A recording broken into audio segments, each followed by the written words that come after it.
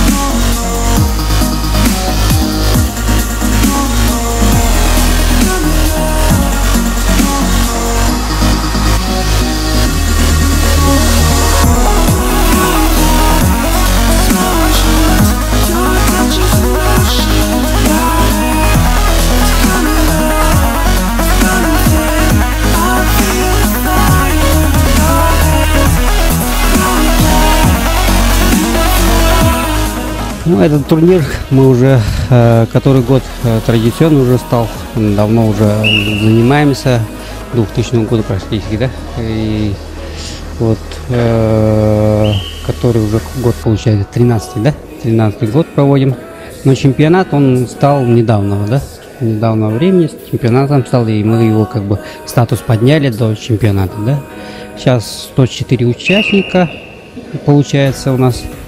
И вот каждым годом как бы участники растут, за 100 только сейчас перевалилось, да, а раньше вот не хватало участников.